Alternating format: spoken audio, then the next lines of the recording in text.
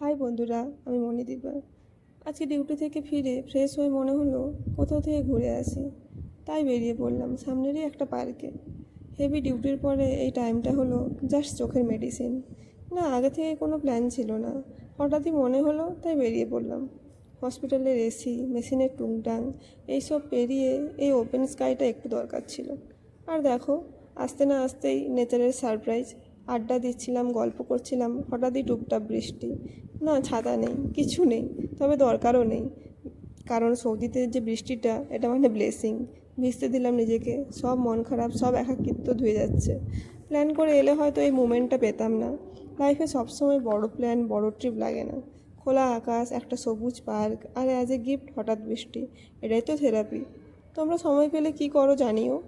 আর বৃষ্টি ভালো লাগলে অবশ্যই লাইক দিও। দেখা হচ্ছে নেক্সট ভিডিওতে। খুব ভালো থেকো, পাশে থেকো। বাই।